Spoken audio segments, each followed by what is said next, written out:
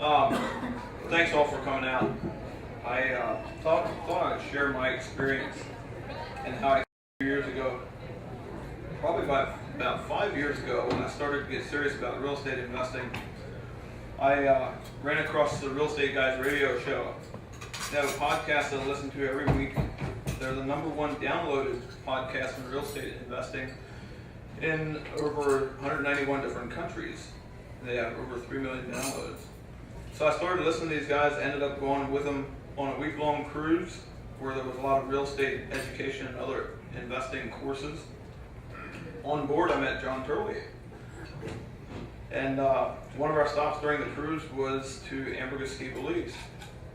John Turley is the main sales force behind the largest development project in Ambergris Key, and the real estate guys are the marketing arm of the project that we're involved in. After the cruise, I stayed in touch with Robert and Russ and from the Real Estate Guys, and went to a few more of their events, and I've since partnered with them on private placement, and I've also invested with some of their affiliates in the U.S.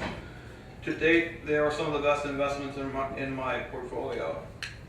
My experience with them is when they introduced me to one of their team members or affiliates, they're usually on the top of their game. And the reason I tell you all this is because if I was looking at a deal internationally and would not know the team that's involved on the ground personally, it would scare me to death. I'm very comfortable with the team on the ground at Mahogany Bay Village. It is because of the team that is going so well and we're having the kind of success we are having. I will tell you they're world class, and I'm excited to be part of it. Due to what I see happening over there and what I know about the market, and having been in Belize 5 times over the last 2 or 3 years, I can't help but share it with friends. Based on what I know and the potential that we feel is there, I would feel guilty not sharing it with friends and family and people in my community. Most of you in the room know me as the shed guy or the trailer guy. But more than any other profession, I'm an investor and have been for a long time. I've been investing in multifamily over the last several years and have done very well and have a team of people around me that are awesome. And the team in Belize is awesome. After getting myself into some serious deal flow, I had to make a decision. I either had to invest slower, nice way of saying I ran out of cash, or I could use the team that I work with and invite others to invest right alongside of me. That leads right into tonight's presentation for tonight, or that leads right into the presentation for tonight, and I'll explain how that works later. For those of you who haven't been to Belize yet, I think there's a great opportunity to see some first-hand data on what's happening, and I could think of nobody better to give you that info than John Turley himself. John Turley is 45 years old. He's happily married to Lucinda Turley. They celebrated 21 years of marriage together. They are parents of 3 children together: Trent, age 16, Christina, age 12, and Lauren, age 8. The Turley family are in their 9th year of living full-time in Ambergris, Belize. John's vast real estate experience extends over 22 years. He has experience in commercial and residential property management, commercial and residential real estate sales and marketing, as well as real estate development, investment, appraisal, and consulting. John Turley is the founder and owner or co-owner of 3 active real estate companies: Elite Real Estate Investments Ltd, founder, owner, managing director of Remax Southwind in Ambergris, Belize, founder, owner, managing broker of Remax Island Real Estate in Key Cocker, Belize. For 3 consecutive years, 2011, 12, and 13, John Turley has ranked among the top 30 individual Remax associates worldwide in commissions earned, out of a total of more than 92,000 associates. That's a top 0.003% worldwide. John has been the #1 top producing Remax associate for all the Caribbean, Central America, and South America for 2011, 12, and 13. Please help me welcome my good friend and fellow real estate investor, John Turley.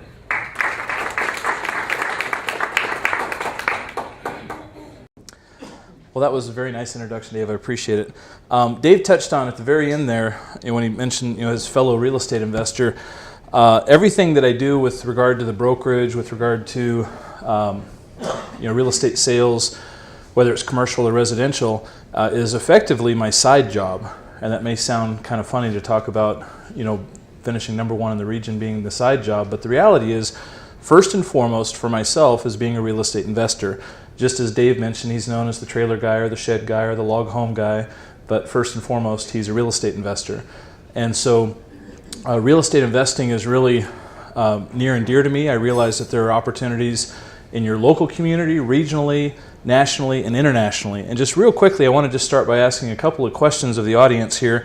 How many of you, when you think of investing internationally, investing outside of the United States, how many of you think at least just a tiny bit that there's a little bit of apprehension or fear or nervousness or skepticism or concern about the potential of investing internationally? And put them up. I would expect to see almost every hand up. Now, the same people, I want to ask you this question. How many of you think that it's potentially risky to have all of your eggs in one basket, all of your investments tied to one economy, one currency, one country, and everything is all in one basket? And the truth is that in this day and age, putting our head in the sand is risky, doing nothing is risky, and taking action is risky, which means we need to be informed. We need to become educated. When we can make an educated, informed, willful decision is when we're going to have the best opportunity to make the right decision. So I want to just define, first of all, what a foreign market is, because to most of you, Ambergris Caye or Belize as a whole, or all of the Caribbean as a whole, would be considered a foreign market. A foreign market is any market you're not familiar with. So it could be that for those of you who invest locally, that Philadelphia is a foreign market. Pittsburgh is a foreign market. Doesn't mean it's a foreign country, it's just that it's a foreign market. So once we become familiar, once we become educated, once we become knowledgeable about a particular market, it's no longer foreign to us. So for Dave, Ambergris Caye Belize is no longer a foreign market. He has a great depth of understanding and knowledge. He's done his due diligence. He's been in the market. He's been involved in the market for a number of years. So for him, it's not a foreign market. There are actually people who live right in and on that island that to them investing there would be a foreign market because they don't even understand the very place that they live. So I just want to set the table with that with that notion or that thought. And I'm going to go back and just explain a little bit about what brought me to Ambergris Caye Belize. I moved there 9 years ago, my wife and I and our children, and our story goes back to 2005. In February 2005, we were living in Colorado. That's where my wife's family's from, and we had been living in Colorado for a number of years. And we had a couple of very successful businesses. I say successful from a financial standpoint. I'll help to define success differently in just a moment because I learned some tough lessons, and you'll hear them in the story. And in 2005, I was working in a home office. I was very privileged to get to work out of my home, and I thought that meant that I had a better quality of life because I would have more time with my family. But the home office often meant being in the office at 6 and trying to get a jump on the day and working all day long, and then my wife would tell me, hey, it's time to have dinner with the family, and so I'd come and sit down at the dining room table and we'd eat dinner together, and then I'd tell my wife, well, honey, I got to do just a little bit more work. And before I knew it, she'd say it was time to tuck the kids in bed, give them a kiss goodnight. So I'd do that, and I'd tell her, you know what, I just a few more things I've got to get done, and I'd be back in my office. And before I knew it, she'd say, honey, I'm going to bed. Are you coming to bed? I'll be right there. Of course, when I went to bed, she was long since asleep, and the whole process started all over again the next day. And on one particular day, I was in my office working on my computer, and I had the doors open to the living room, and my son walked by, and I looked and I did a double take. And I thought, my goodness, is he getting big? And I had to stop and think to myself, how old is Trent now? And I thought, well, let's see, it's 2005. He was born in 97. He's 8. He can't be 8 years old. There's no way he's 8 years old. I could have sworn the last time I really paid attention he was 5 years old. And I literally felt as though there were 3 years that were just gone. And I had an epiphany, and I sat down with my wife that night and I said, honey, we have got to get out of the rat race. We've got to quit doing what we're doing because you only get one chance to be a parent. You only get one chance to spend the quality time as a husband and wife and as parents and as children and as a family unit. And I wasn't doing it. I thought I was a good provider. I thought I was a good husband. I thought I was a good father because from a financial standpoint, we were doing exceptionally well, but we didn't have the quality of life. And that became our mission objective. And so that's really where our story takes off from was, and you'll understand why I share a little bit about my personal story because it will come full circle and will pertain immensely to the whole story of investment and the investment opportunity in this marketplace. So the photo you see here was taken about 100 feet from my office on the beach in San Pedro town, Ambergris Key, a very picturesque little town. We'll talk a little bit more about that. Here's some photos of my family from back in 2005. You can see my son Trent, my wife Lucinda, my oldest daughter Christina, and Lauren was just a couple months old. She's literally an island baby. She's pretty much lived her whole life on the island of Ambergris Key at this point. And my wife and I said, you know what, if we were to just make quality of life the number one focus, and we were to start from scratch with a clean slate, where would we want to live? What would be important to us? What would be our wants, needs, desires, and requirements in terms of the community and safety and security and just all the different things that we look for? And we said, what if we were to literally look at the whole world, to pull out a globe and say, if we were to move anywhere on planet Earth with the objective of having the best quality of life possible, what would that place look like? And I had grown up living internationally. My dad was in the oil industry, so I spent 9 years in Europe before going to college in Colorado. And I wanted my children to have a chance to see what it was like to explore the world and to be a global citizen and to be a cultural minority and to see what it was like to see other countries and even the United States through other filters, through other eyes. So my wife and I started looking at different places, different countries. We came up with a list, kind of a shopping list, if you will, and this is what our list looked like. This was our wants, needs, desires, and requirements. Now, for example, you'll see there at the very top of the list, language, English speaking. I wish that I could stand before you and tell you that I am bilingual or trilingual or quadlingual or whatever that would be. I'm not. I'm horrible at learning foreign languages. I'm horrible at learning anything other than English. So for my wife and I, we had a predisposition to say, if we're going to move outside of the U.S., we want to go somewhere English speaking. And it just so happens 91% of Americans only speak English. So we had that in common with most people. Climate. We thought, it'd be kind of nice to be somewhere that has a wonderful climate. Now, the last time I was here in February, I had the great privilege of being here for a monstrous blizzard and got to drive from Shady Maple back to Philadelphia in the middle of a blizzard late at night. Dave assures me that tonight that won't happen. So I appreciate that. I guess it might help that I'm here in August. Lifestyle, education, medical care, safety, security. There were a whole list of things that helped to eliminate different places. Proximity. We wanted to be reasonably close to the United States. My family, my wife's family, business interests, investments, real estate. So we didn't want to be too far from the U.S. We wanted it to be safe, secure. We wanted to have a good legal system. Because I'm a real estate investor, I wanted to make sure that it had the right property rights. I wanted to have British common law, which is the basis of law that we have in the United States. British common law is what gives us fee simple title, whole ownership, freehold property, what we're used to and accustomed to here in the U.S. So I wasn't interested in looking at countries that have Napoleonic civil law or Sharia Islamic law, because those are different types of property rights. They're not as protective as what we're accustomed to. So I started going through my whole list, and what happened was the list got shorter and shorter and shorter until the country of Belize, the only English-speaking country in Central America, was right there at the top of the list. And within the country of Belize, specifically the island of Ambergris Key, which is both the #1 tourist destination and the #1 retirement destination. And so we didn't know for sure that this would work for us. This just happened to be what effectively had the best scorecard. So my wife and I went down to spy out the land for a week in May of 2005. We came home, we said, you know what, we think this is it. Let's give it a shot. We're going to move there, lock, stock, and barrel. And if we love it, we'll probably stay for 2 years, in which case we'll move on to life's next great adventure.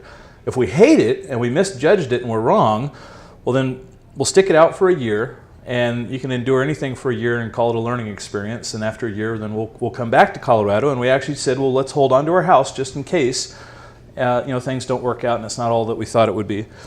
October will be our 9-year anniversary. And every quarter of every year, my wife and I sit down and we ask ourselves, is this the place on earth that has the best quality of life? And if the answer we felt was no, if we truly felt there was somewhere better, I could keep my investments, I could keep my properties, I could keep my companies, I could keep everything that I have there other than myself, and I could go to wherever I felt had a better quality of life. but every quarter of every year for 36 quarters in a row, I absolutely definitively feel it has the best quality of life. Now, that's not to sell you on moving there. I'm not trying to, I'd love to have you as neighbors, don't get me wrong, but that isn't the objective. But I tell you the story because that's just a microcosm. That's just looking just at my family, my circumstance, and some decisions that we made 9 years ago. But they're going to come into play in our discussion a little bit later in a very, very big way, and I think you'll understand why I took the time to share that story with you. So, without further ado, a couple of photos to just kind of set the scene of just how beautiful an area this is. The fishing is so good, this is what we use for bait. Now these are some beautiful grouper. We have the advantage of the largest living barrier reef in the world is about 400 to 800 yards from the beach. A quarter mile from when you're standing on the shore is you only go 400 yards out and you're catching fish this big because they're in the deep water just on the outside of the barrier reef. So when we go deep sea fishing, we're not more than a mile or 2 miles from shore. It's not a 45-minute boat ride to get to where the big fish are. The big fish are just right there waiting for us. So, and then this is the closest thing we have to a McDonald's or a Taco Bell or a Kentucky Fried Chicken or a Wendy's. We don't have a single franchise restaurant. There's not a branded restaurant at all. It's very simple. It's a very simple, quaint way of life. And so this is kind of a restaurant row. You've got 3 restaurants there side by side. Might look like it's just one, but that's actually 3 different restaurants, little fast food stands. Now the country of Belize, geographically, for those of you who don't know, is bordered by Guatemala and Mexico. It's considered a Caribbean nation and a Central American nation or country. As I mentioned, it's the only English-speaking country.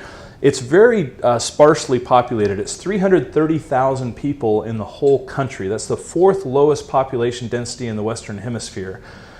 And just to kind of put it in perspective in terms of how sparsely populated it is, 46% of the whole country is National Park and Marine Reserve.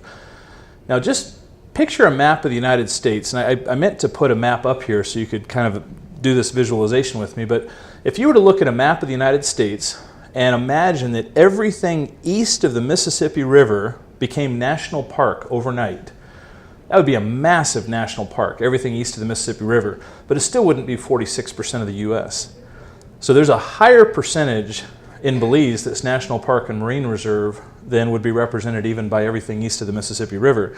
Now, Belize is made up of the mainland as well as the keys or the islands. There's over 200 islands, 2 of which are populated. When I say populated, some have a person or a family or a couple structures, but there's 2 that actually have towns or villages and infrastructure. And the largest of those islands, the most populated, is Ambergris Key.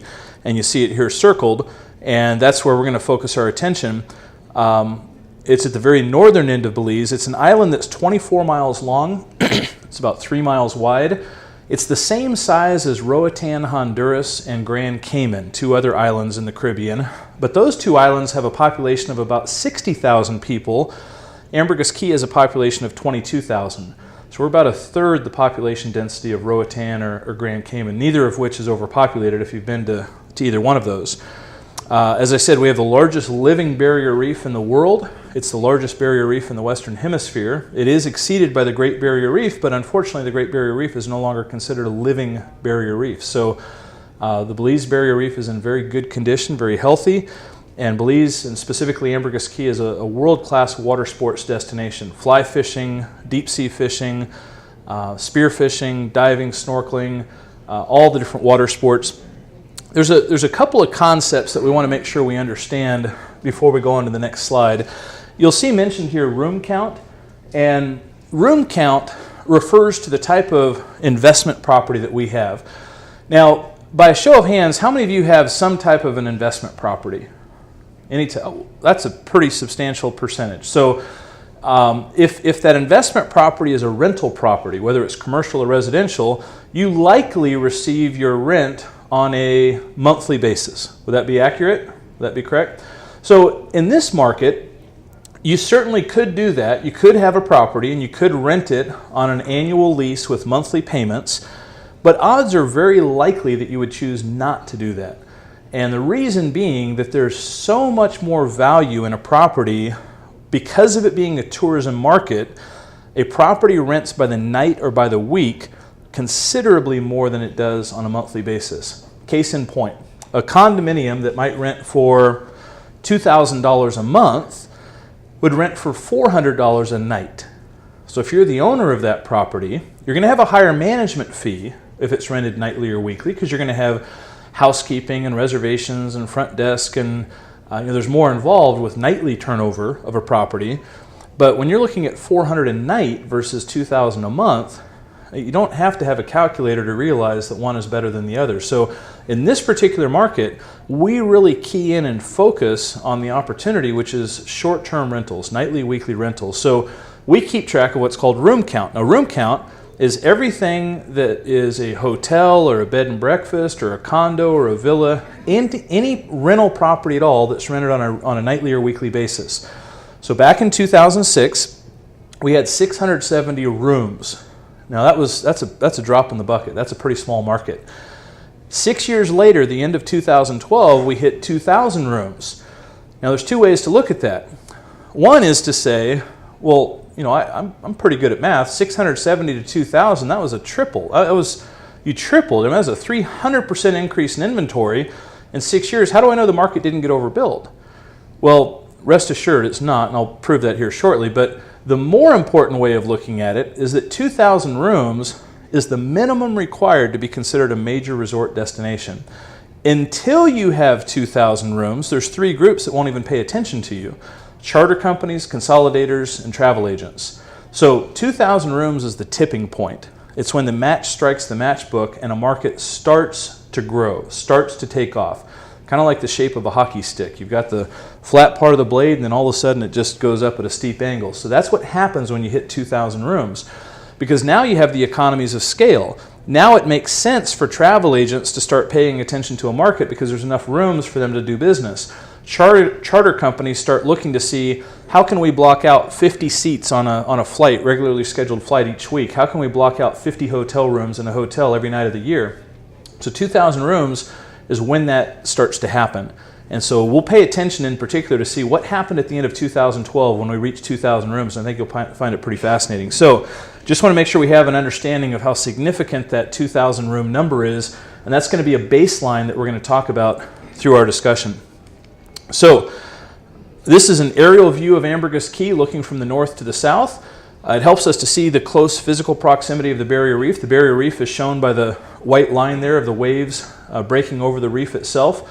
From the barrier reef to the shoreline, the average water depth is about 6 to 10 feet is all. Just 6 to 10 feet.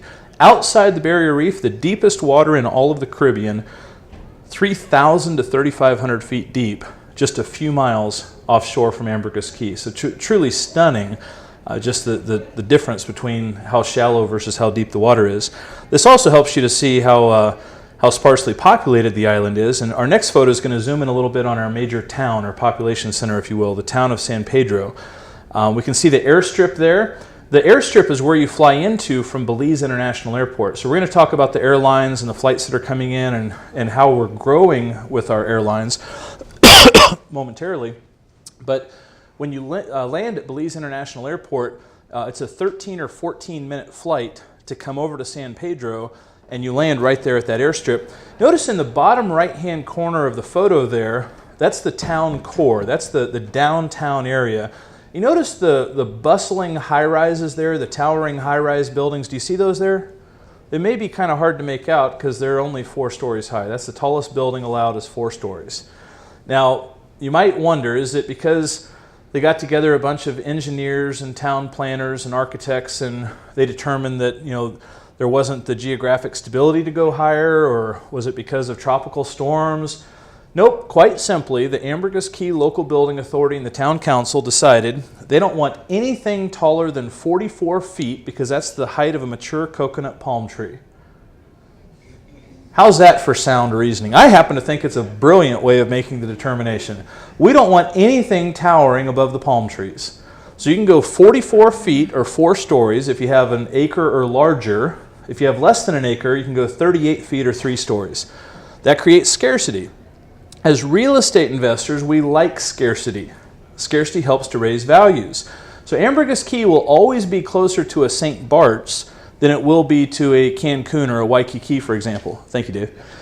In fact, we'll never see towering high-rise buildings. We won't ever have 30, 40-story buildings like you would in Waikiki or Cancun. And I think that's fantastic, and that's what we all enjoy about Ambergris Caye and what makes it a very special place.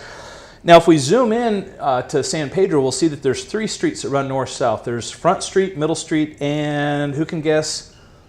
Back Street. There you go. Very good. So we got Front Street, Middle Street, and Back Street. Try to keep it simple. They do have real names. Nobody knows what they are. We just stick to front, middle, and back because that's pretty easy to remember. And this is Front Street, and we see our 3 primary modes of transportation: on foot, on bicycle, and on golf cart. So that's how we get around. Now, 3 miles from where this photo is taken on Front Street is the first underwater national park in Central America. It's called Holchan Marine Reserve, and it's literally like swimming in an aquarium. In fact, this is a photo of what it looks like in the Marine Reserve there. And if you had a panoramic, then what you would see in the rest of this photo are the sea turtles and the manatee and the lobster and all the other fish that weren't captured in this shot here. But it's just truly amazing. Another photo here just showing the crystal clear water quality and the abundant marine life. Now, one more aerial photo before we get into some of the numbers and the details. This is just to help us to be oriented looking from south to north. So the barrier reef is on the right-hand side, or the eastern seaboard of the island. From the west coast of the island to the mainland is 12 miles. So we're 12 miles offshore from mainland Belize, and the very, very northernmost part of the photo there is the border with Mexico. Now, the northernmost part of Ambergris Caye is a national park, and the southernmost part of the Mexican peninsula is national park. So we have unpopulated border on both sides. We have national park facing national park. So there's no population center on either Belize or Mexico where the border between the two occurs. One of my favorite real estate quotes is from Roy Rogers. Find out where people are heading and invest there before they arrive. Now that just sounds about as basic as can be. But we're going to take a look at that quote from 2 different angles. One angle is from a tourism perspective. If we could find out where people are going with tourism growth, where is tourism growth headed, and if we can invest there before the curve, then we can benefit. We also want to find out where people are retiring, where they're relocating, where are the baby boomers going? Because if we can find out where people are retiring and invest there before they get there, then we too can benefit. So we're going to talk about the Great Belize Real Estate Boom. Now, you may not have read that in the newspaper, you may not have heard that exact phrase on the news, but I'll tell you exactly why. We are in the midst of a great, tremendous real estate boom that's going to go from this year all the way through 2029. We have 15 years of certain growth, of certain boom ahead of us, and I'll tell you why that's not just speculation on my part, but why there's a sound basis for making that definitive comment. So there's 3 different foundation pillars. We have tourism, we have the baby boomers, and then we have what I call the contrarian pillar. The contrarian pillar is the one that moves in the opposite direction. What happens if something occurs in the U.S. economy that slows down tourism or slows down the rate of people looking to move because they're in fear of the economy or an economic crash or a downturn? Well, the contrarian pillar in this case is the exodus of capital from the U.S. And we saw this in 2009 during the recession. So we'll talk about not what will happen if there's a downturn, but there will be a downturn. There are cycles. There are market cycles. And it would be rose-colored glasses for us to pretend that the 4th longest bull market in history is going to continue without ever having a correction or without having another significant major downturn. Many of us are concerned about a currency crisis, about the U.S. dollar and about a crash of the U.S. dollar. If we're not concerned about it, then we have our head in the sand, quite frankly. So we'll talk about that contrarian pillar and how it actually moves in opposite direction to tourism. So as far as a tourism timeline, let's take a look at what's been happening in tourism and what's happened just the last couple years, and even more significantly, what's going to be happening in the next few years to come. For 8 years in a row, Islands Magazine has rated Ambergris Caye as one of the top 10 islands in the world to live on. Now, this is a well-respected magazine with over 550,000 readers, 203,000 subscribers, average annual income of $175,000, so very affluent readership.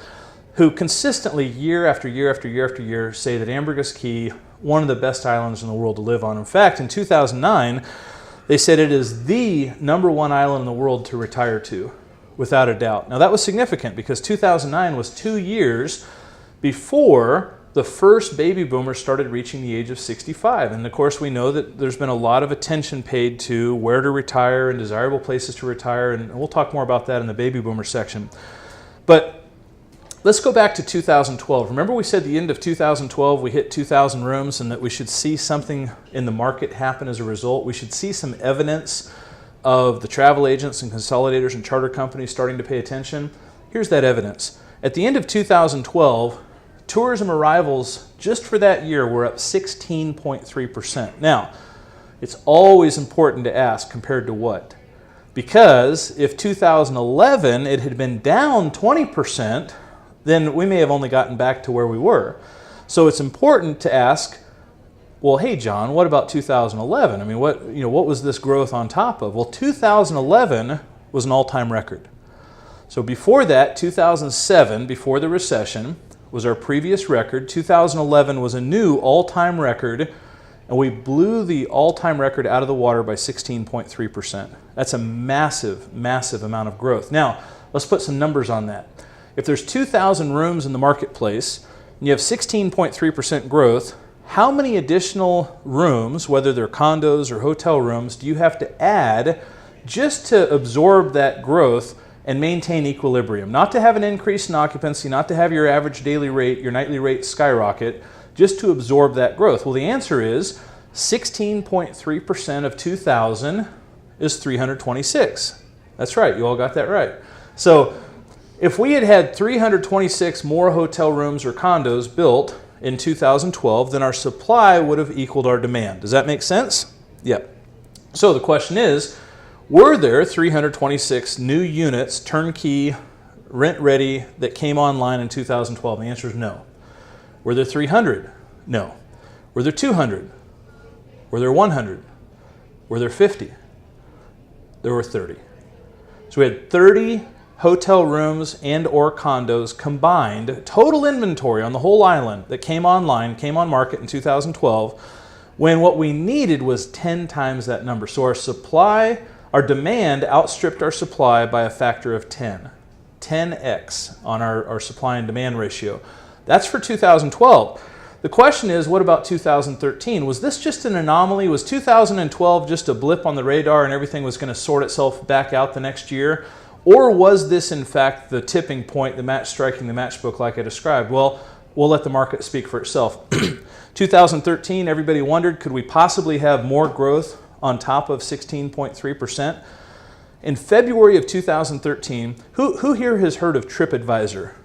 Whether you use it or not, if you've heard of TripAdvisor, TripAdvisor is millions of people in 82 countries around the world who are rating restaurants and hotels and destinations based on expectations and how well expectations are met. In February 2013, TripAdvisor rated Ambergris Caye the #1 island in the world. Now, this was according to millions of reviews from people in 82 countries saying, you know what, out of every island in the world, this is the place, this is the best place to go to from a tourism perspective. So as a result, in 2013, we had a new all-time record. We saw additional growth of 6.1% on top of 16.3%. Now, again, we always want to make sure that we dig below the numbers. Is the growth only happening at one time of year? For example, if the growth is only happening in the wintertime, it may not be sustainable because you could fill up to capacity in the wintertime, but if you're not seeing your growth spread across the other seasons, then your growth could cap out. So we want to look behind the numbers. So if we look behind the numbers, this chart represents each of the 12 months of the year. And so they're color-coded. So at the bottom there, the burgundy color is January, purple is February, kind of the aqua or teal color is March, orange is April, and you get the idea. But this shows from 2009 through 2013, and the reason for this is to help us to see that the growth has been steady and consistent across all 12 months of the year, across all 4 seasons of the year.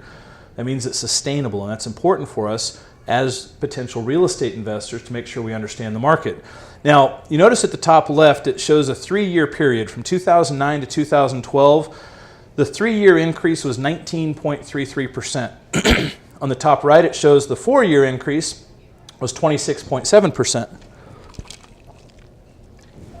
Now, the reason I included these specific years, in particular on the left there, 2009 to 2012, is that I was there full-time, living on the island, from 2009 through 2012, and I have to tell you that there was more growth, or at least there felt like there was more growth than 19.33%.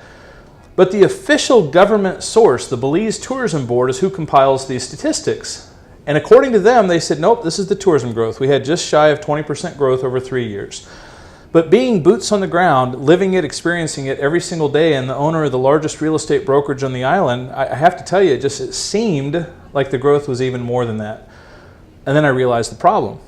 Notice at the very top of the slide, it says overnight arrivals to Belize. It doesn't say Ambergris Key.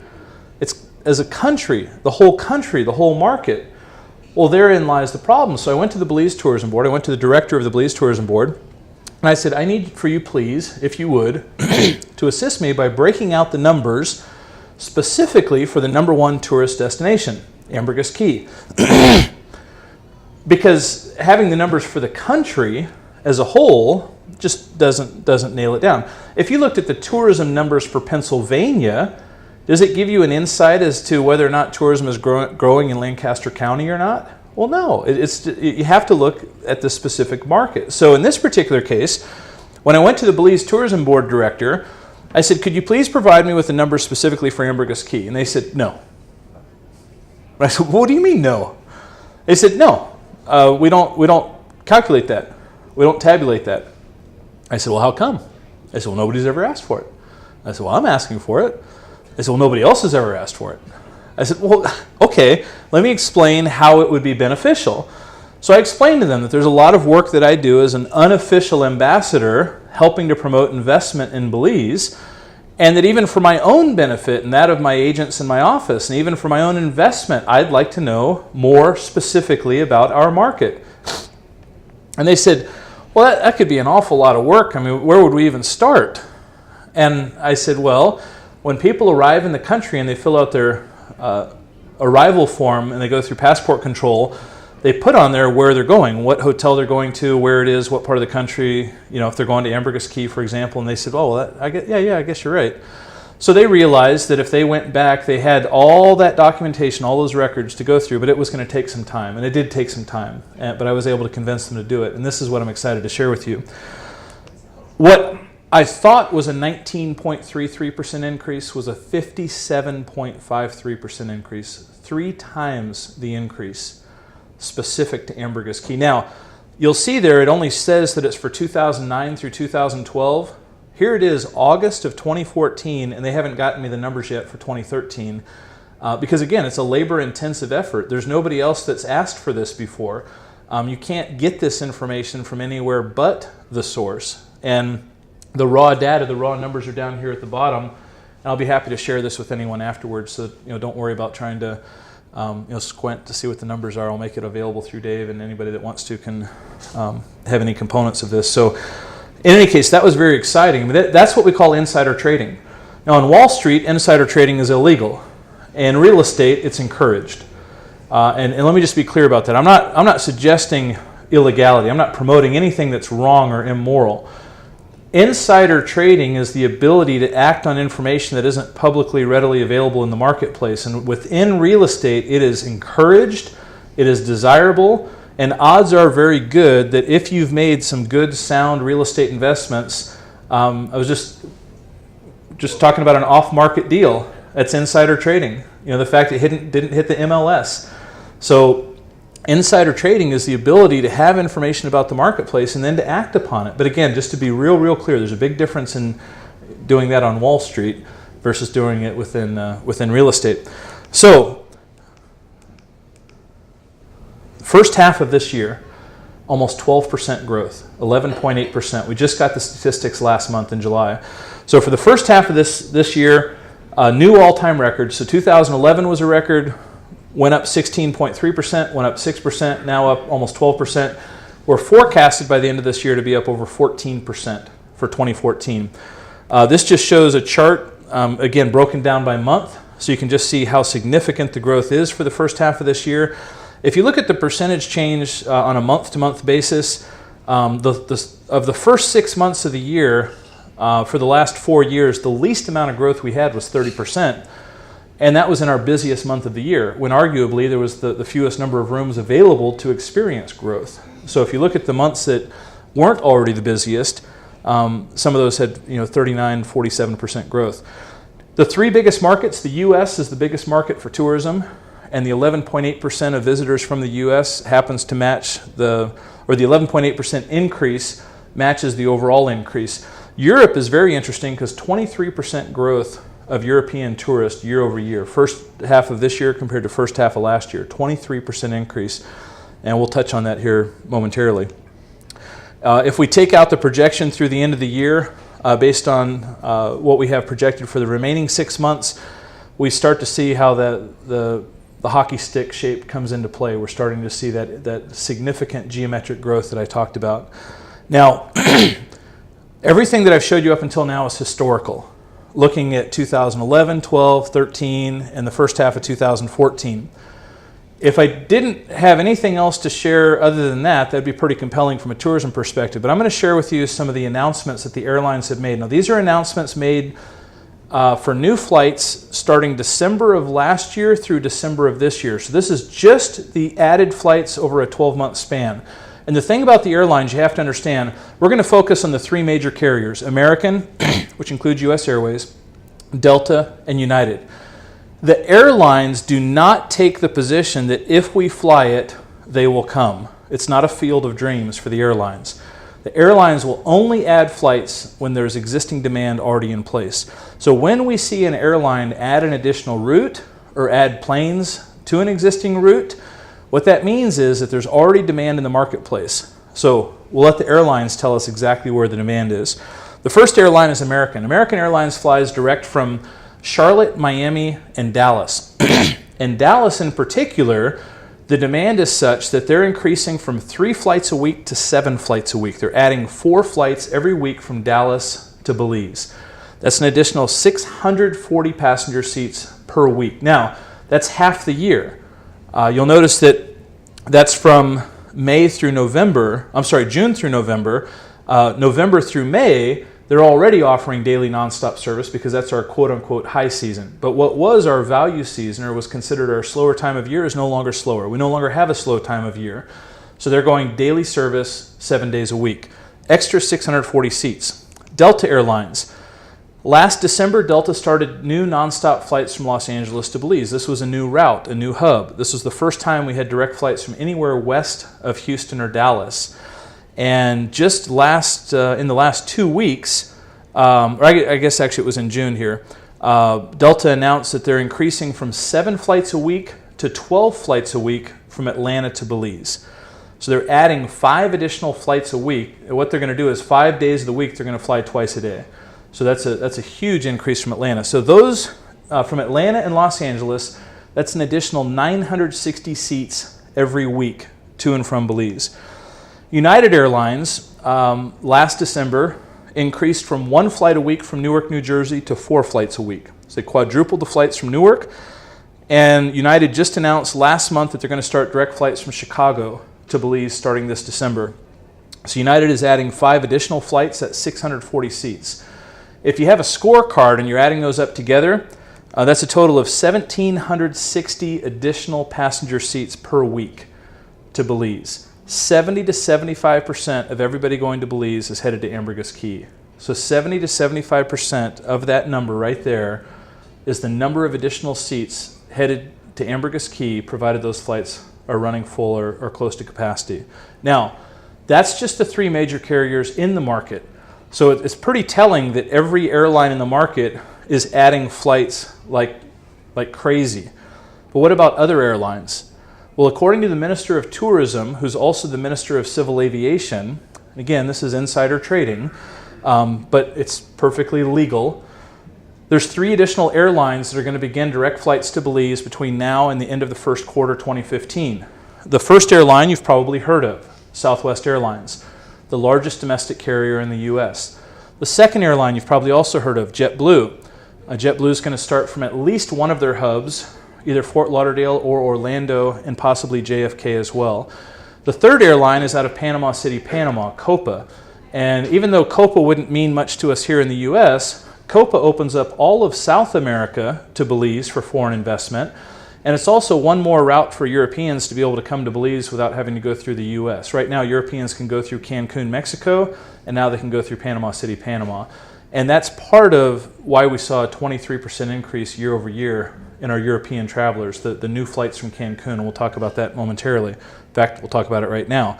Our local airline in Belize is called Tropic Air. Tropic Air has been adding planes to their fleet as fast as they can. In 2012, they had 10 aircraft. 2013, they added 2 more aircraft, increased their fleet 20%. They increased it another close to 20%. This year, going to 14 aircraft. They have 2 new aircraft on order. So we can see the extent to which they're going to invest in infrastructure because they see the tourism growth continuing. If you can make it out there, the box that's bolded in blue, well, first of all, the headline of the news article says, Tropic Air increases flights to Cancun to allow for same-day European connections. We saw that European travel was up 23% for the first half of this year. Starting in November 1st of this year, Tropic Air is going to increase their flights from 3 times a week to 9 times a week to Cancun, Mexico. And the whole goal of that is to open up the European market even further. So the airlines, again, it's so important to understand the airlines don't sit around and say, well, let's add a flight and see what happens. They don't add the flights unless they know definitively. And where does their information come from? Their own reservation systems. They're not relying on third parties. They're looking at their own hard facts, their own hard data, and they're adding flights because they see exactly what's happening.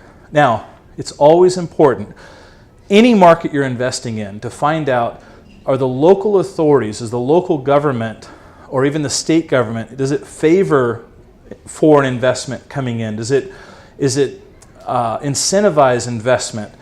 Is it neutral? Is it Switzerland? Or does it actually frown on foreign investment? It's important to know. Take the temperature of the government and what's their attitude, what's their perception.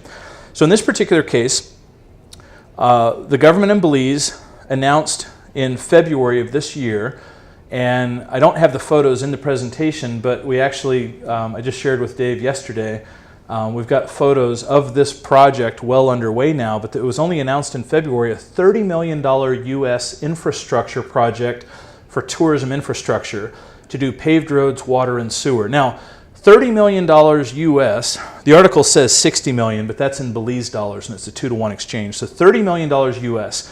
may not sound like a lot of money from a tourism infrastructure initiative, but let's just put it in context. The total national debt of Belize as a country is $300 million, total national debt. This is the equivalent of investing 10% of the national debt in one tourism market. If the U.S. government were to do the same thing proportionately, they would have to invest $1.7 trillion in Orlando, Florida. Now, that's not going to happen. But what's more interesting is why they're investing $30 million.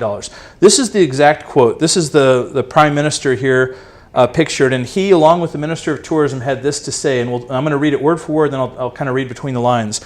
Having seen the multi-million-dollar investments made by the private sector, the government of Belize is committed to improve the tourism image of the island. Now, what's so fascinating about that, reading between the lines, here's an island that was acknowledged #1 in the world on TripAdvisor. The #1 place. And the government isn't saying, oh, well, we'll just rest on our laurels, everything's good, we're the best. They're saying, no, we're committed to improving the tourism image. We are committed to doing all we can to make it better and not rest on our laurels and just accept the status quo. And why? Because we see the multi-million-dollar investments from the private sector, and so we as government need to step up and do our job and support the private sector, just like happens here in the U.S. Or not. That's pretty important, though. That's pretty telling. I mean, if we're going to invest in a foreign market, we want to make sure we know what's the government's temperature. How do they feel about it? Well, this tells us how they feel about it. They're stepping up. And as of 2 days ago, there's incredible photos available showing the road infrastructure project and just how much is being accomplished, and they're way ahead of schedule. They had planned to have all the bids in by the end of third quarter and to start awarding bids the end of the fourth quarter, and the work is well underway and it's August. So that's just incredible. But it's also recognition that they have to act quickly because the tourism growth isn't hypothetical. It's real and it's now. And so they're taking action very, very quickly and very definitively. The end of last year, December of 2013, TripAdvisor came out with another list. This wasn't just islands. They came out with their list out of all the destinations in the world, everywhere you could go on vacation in the world. And they came up with the top 10 destinations on the rise, or the top 10 up-and-coming destinations. And Ambergris Key was rated one of the top 10 destinations on the rise.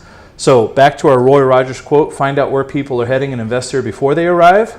Up and coming means it's still before they arrive. And we're just being discovered now. Certainly there's more flights, certainly there's more awareness now than there was last year and the year before and the year before. But remember, we have a third of the population of Grand Cayman and Roatan, markets that are much more mature, markets that if we had invested in 10, 15, 20 years ago, we would have seen some incredible appreciation. We have that opportunity now as far as the stream of time. And in February of this year, TripAdvisor dropped another care package in our lap. They said that for the second year in a row, we're the #1 island in the world. So you can't buy that kind of recognition. You can't buy that kind of awareness, but it's been tremendous for us, and it helps with the tourism growth. Now, tourism is our strongest foundation pillar, or it has been up until now, but I would say that tourism is going to be surpassed by the effect of the baby boomers. As strong as tourism is, the long-lasting effect of the baby boomers will be much greater, and I'll tell you exactly what I mean by that. So, same quote from Roy Rogers, but now we're going to look at it from the perspective of retirement or relocation. So the baby boomers are not a theory.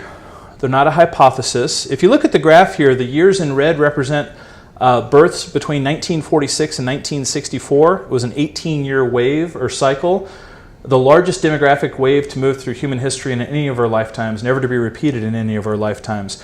But this graph really doesn't show the immensity. It really doesn't help us to understand just how big a wave of people this is and how significant it is. If we can get ahead of this wave as investors, we'll never have an opportunity as good as this. This next graph, I think, will help to show it even better. On the far left, you see the number 7,000. At the start of 2011, which was the first year that the baby boomers started reaching the age of 65, there were 7,000 Americans a day reaching the age of 65. Just 2 years later, at the start of 2013, that number had gone up by 42.8% to 10,000 a day. 10,000 a day every day. I mean, do we all agree 42% is a pretty big increase in 2 years? Now get this. The average for the whole 18 years that goes from 2011 to 2029, the average is another 17.65% above where we are now. So picture it like this. If you've ever seen a river that's crested and gone above flood stage, the river has broken its banks. We're not quite at the high water mark, and the high water mark's going to stay there for 18 years. I mean, that's the reality. That's how significant these numbers are. The average for the 18 years is going to be 68% higher than we were in the year 2011. And that 68% increase is going to be every day for 18 years. It is a huge, huge number. Now, I'm not saying that everybody is going to relocate, but what they are doing is they're looking for desirable retirement destinations. It's the world's biggest game of musical chairs. If you look at every chair in this room as a place to retire, some people are going to stay right where they're at. They're perfectly content and nothing wrong with that at all. However, there are going to be people who relocate, and some chairs are viewed as more desirable than others because they're places that have a better climate, better quality of life, better cost of living, whatever it might be. But it's the world's biggest game of musical chairs, and every year for 18 years there's more people coming in the game, and the number of chairs stay the same. Normally when you play musical chairs, you remove a chair every round, and that's how you reduce the number. This game of musical chairs is going to go for 18 years, and the chairs are all going to stay the same. We're just going to let more and more people in the game every year for 18 years. It's going to get harder and harder to find a chair, and the appreciation on some chairs is going to outpace that of others. Now, let's look at the actual numbers of how many do plan to relocate. So we've got our musical chair analogy. So we need our baseline. So to start with, 59% of baby boomers plan to relocate. Now, it's no surprise that Florida and Arizona are very high on the list. But we're interested in the other 28 million. 28 million Americans who plan to relocate, have active plans to go somewhere other than Florida and Arizona. Where are they going to go? Well, to start with, how many have already gone outside of the U.S.? Last year, 2013, there were 350,000 Americans collecting Social Security outside of the United States. That's worldwide. And that's not just in the year 2013, that's all the years cumulatively added up together. That's our baseline, that's our starting point. Now, according to multiple surveys by Zogby International, the Center for Medical Tourism Research in Austin, Texas, and others, the number of Americans who've already decided to retire abroad just in the next 10 years, not the whole 18-year wave, but just the next 10 years, is 10 times that number, 3.3 million. This is the wave, this is the flood or the high water mark on the river that I'm talking about. 10 times the number plan to retire abroad. But those are the ones who've already decided to go. There's another 17 million who are interested or very interested in moving abroad. Those numbers, 3.3 million and 17 million compared to 350,000. Now, where are they going to go? The number one most anticipated region for growth is Caribbean and Central America. In every poll that's been conducted since 2005. And every year since 2005, which is as far back as I was able to get data, every year the number has increased. Pre-recession, during the recession, post-recession, every year consistently more Americans plan to retire abroad than any year prior to that. It's a sentiment, it's a feeling. We're becoming more of a connected global economy, whether it's a combination of dissatisfaction with the U.S. economy or the U.S. government or just simply opportunities to explore the world. Whatever the reasons are, every year the number increases, but we're talking about truly astronomical figures. So it begs the question, look at the map there of Central America and the Caribbean. That's a huge region, lots of countries to choose from. How are people going to go about choosing where to go? They're going to make a list. Does that list look familiar? Now, I'm not saying they're going to reach the same conclusion that I did. I'm just saying they're going to likely go through the same process. 91% of them only speak English. Might they have a predisposition to look at a place that's English speaking? I would say so. It doesn't mean they're automatically going to go. It just means that it'll rank high on the list. Safety, security, property rights, stable economy, all the things that helped me to decide 9 years ago that Belize was the number one place to go. I would argue Belize will have a disproportionately higher number of people who choose to relocate and to retire there and to invest there for all the reasons that it brought me there 9 years ago. International Living Magazine said that Belize is the top English-speaking retirement haven in the Caribbean. And I don't think that you could say it any stronger than that. That's it in a nutshell. We could go down this list here. Taxes. There's no capital gains tax. There's no estate tax. When you own investment property, it's 1.75% is your tax rate. How many of you would trade your current tax rate on investment property for 1.75%? Yeah, that's what I thought, everyone. So banking, the highest reserve requirements of any central bank in the world. There's never been a bank failure in Belize. In fact, this will come into play when we talk about the contrarian pillar, so I'll just leave it for the moment, but we'll talk about banking just real briefly there. The Wall Street Journal had an article last summer, and it showed us where the 350,000 Americans that are retired abroad collecting Social Security are located. 1 in 7 are in Mexico. 50,000 Americans have retired to Mexico. 1/10 of that number, 5,000, have retired to Costa Rica. As of the end of 2011, which is when these statistics were in the article, 560 Americans receiving Social Security in Belize. 100-to-1 Americans in Mexico to Belize. Now, is there anything that's been happening in Mexico the last few years that might affect Americans' decisions to retire there or to feel that it's a safe place to go? I would say so if you've been following the news.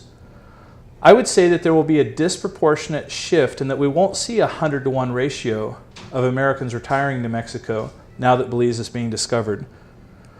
September of last year, the same magazine, Islands magazine, that said it was the number one island in the world to retire to back in 2009, said it's the best island to live on for retiring early.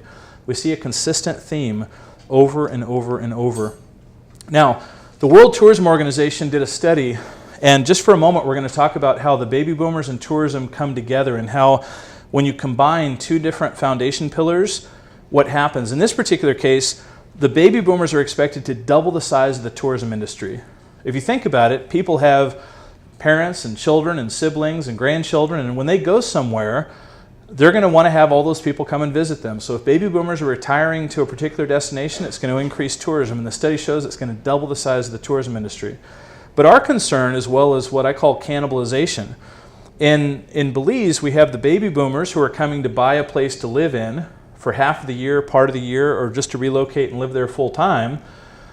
So say somebody comes and they buy a little green house, and that little green house was being rented out on a nightly basis by the previous owner, who was a real estate investor. So the investor owned this little condo and he rented it out every night, but the new owners buy it and they move in, they're going to live in it.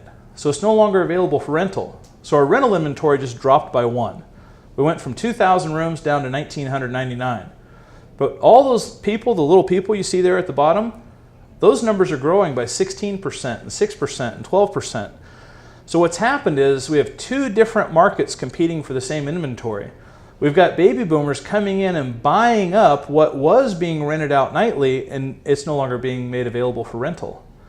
So let me ask you this. In 2012, we said we needed 326 more condos or hotel rooms or villas or combination thereof. And we only built 30 units. We only had 30 new units. Do you think there might have been more than 30 baby boomers that bought in the year 2012? Something to move into and live in? In our office, we had more than 30, which means we actually decreased in inventory in 2012. I said that the demand outstripped supply 10 to 1. That was if, in fact, we had 30 more rental units. We didn't. We lost all 30 of those and then some. This is where the real opportunity is. We are losing rental inventory to the baby boomer wave that is going to keep buying for 15 more years and simply can't build fast enough. We're seeing occupancy rates in excess of 90% on an annualized basis at every property in the market. Our performance that we're going to talk about as far as investor return, we don't even contemplate what would happen based on a 90% occupancy because the numbers are frankly too high. You'd be concerned about the risk factor if the projected return is as high as that. And so, but the reality is for 2 years, the bathtub has been overflowing. We have more people coming in the market than we have rooms for, and the best analogy is that the bathtub is overflowing. So the last pillar, and I've already talked about it, so I'll just touch on it real briefly, the exodus of capital. This is my office right across from the airstrip in San Pedro. In fact, it's the first thing you see when you get off the plane, and that's on purpose. And in 2009, in the heart of the recession, we had people coming in our office every day saying, I just lost 30%, 40% of my portfolio. I just lost 30 or 40% of my IRA, my 401k, my mutual funds.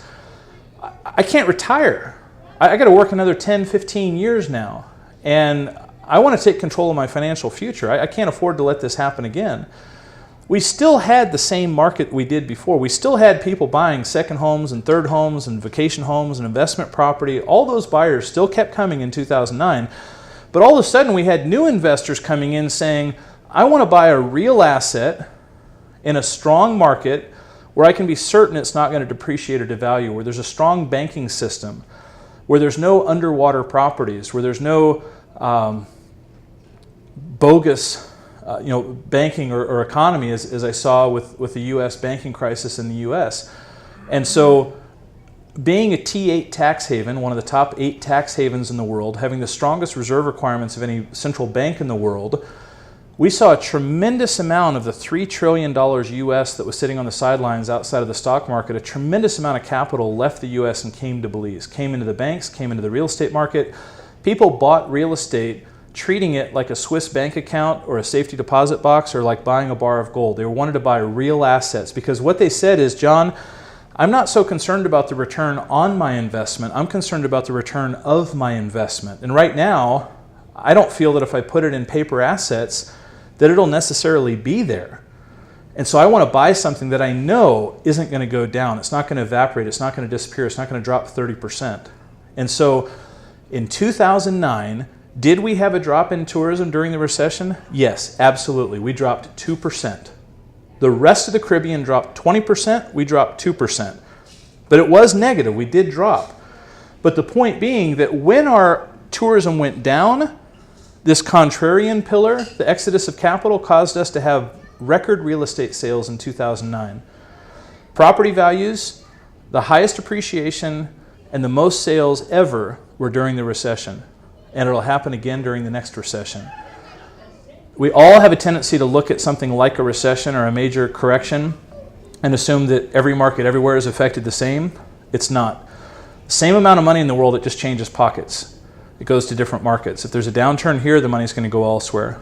And in this particular case, it's going to seek a safe refuge, a safe harbor, and that's going to be banking and tax havens. And Belize is considered one of the foremost banking and tax havens in the world. So, I told you I started the story by telling you about my son Trent walking by at the age of what I thought was 5, but was actually 8 years of age. My son is responsible for us being in Belize, and for that I'll forever be grateful because of just him walking by the home office that day. This photo right here was taken last month. That's my son on the right.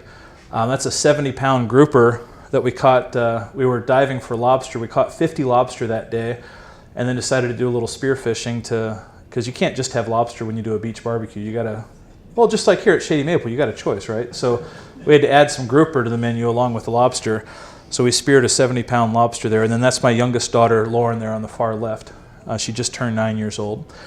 So the project is called Mahogany Bay Village. And what we did, remember the numbers that I shared with you? 670 rooms turned into 2,000 rooms. What's the remainder if you take 670 from 2,000? Who's quick with math? 2,000 minus 670 equals 1,330. So 1,330 rooms or units were built in a 6-year period. How many were condos and how many were hotel rooms? That'd be a good question to ask, right? Out of 1,330 units, 30 were hotel rooms. 1,300 condos and villas, 30 hotel rooms is all the hotel rooms that have been built in the last 6 years. Guess what the first thing people ask for when they go to make a reservation? A hotel room. Every time. Why is nobody building hotel rooms? Why is everybody building condos? That's where answering that question answers the opportunity.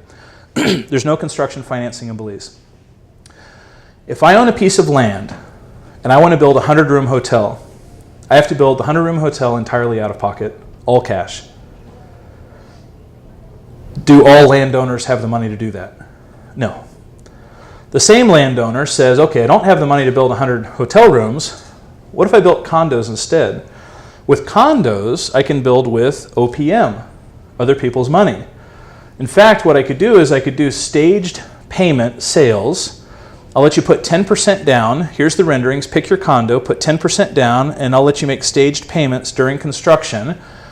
And that way, if I have the land, I might even have the land leveraged or financed, but I can build condos by doing staged payments.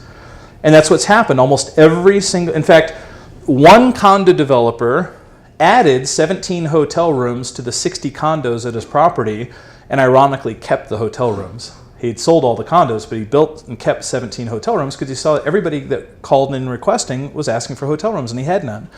So of the 30 hotel rooms, 17 were added to a condo development. The other 13 was a small 13-room high-end boutique hotel. They're $800 rooms. They're not mass market rooms. So nobody has built for the demand of the market, which is simply hotel inventory. Now, the average nightly rate on Ambergris Key for last year was $215 a night. In the luxury hotel industry in the US, the average last year was $165. Our average of $215 a night is everything from 1-star to 5-star. That's a 2-star average, is $215 a night. It's a very, very high dollar market, a high margin market, meaning high profitability. So what we set out to do was to say, if nobody's building hotels, that's what needs to be built. And we need to do it in such a way that we can address specifically the needs of the market as far as tourism, but we also want to do a mixed use development so we can also address the demands of the baby boomers who are looking for places to relocate and retire to. But instead of just building condos and trying to kill two birds with one stone, let's build a resort for the tourism market and let's build residences for the retiree, the relocation market. Let's build specific for both markets. So in this picture, the arrow is pointing to Mahogany Bay Village. Mahogany Bay Village is 67 acres. It's a huge parcel of land. 67 acres, every bit of which is Caribbean Sea frontage, canal access to the Caribbean Sea, 3 minutes by boat from anywhere in the development to the wide open Caribbean Sea. It's 1 mile of paved road from the airstrip, the bullseye, the point of entry to the island, to the gated entrance to the development. You're going to see some photos here to follow. There's $30 million of infrastructure and development in the subdivision and in the ground at this point in time, and no debt. No debt, no mortgage, no liens against any of it. $30 million. That's an incredible statement to be able to make. And I'll show you some of the progress photos. So this photo here was taken earlier this year. This was in, I believe it was January, February of this year. Same with this photo here. This was in May. This was last week. There's 100 units, 100 doors on the ground. Once we hit 126 doors, it'll be the largest resort in the country of Belize. And it's truly astounding. We have a production building facility on the mainland in Belize, in Belmopan, where the capital is located. That's where the lumber mills are. There are 2 forests in Belize that are certified by the World Forestry Council as sustainable forestry. And we purchase 100% of their production. We employ 1% of the male workforce in the country of Belize. So we can actually say that we reduce unemployment by 1% among the male adult population. Our construction development manager has built 3 Four Seasons hotels, 2 Ritz-Carlton hotels, and over 3,000 single-family homes in the southeastern United States. We've taken, on average in Belize, a new resort development takes 3 years from start of construction to occupancy. 3 years. We're able to deliver turnkey, finished inventory in 12 weeks, 3 months. Everything you see in this photo was built in the last 12 months. The first groundbreaking was August of last year, August of 2013. I'm going to take you through the different product types, show you what the different product types are, the construction, the interior, the furnishings, and you'll see exactly.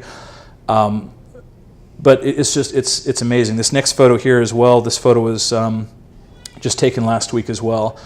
And it's just the immensity and the velocity is just tremendous. So this is an overall site plan for Mahogany Bay Village. The part that you see outlined is the resort, and the resort is what we're building first. There's 195 rooms in the resort core, and we've got 100 of them on the ground. So we've got about 130 out of the 195 that are already either under contract or closed. We're well ahead of schedule. Our target was to be at about 60 rooms or 60 doors by this point in time, and we're at about 130, so we're about double where we expected or hoped to be. If we zoom in a little bit closer, and of course the surrounding area, this is a mixed-use village. It's a Caribbean village community.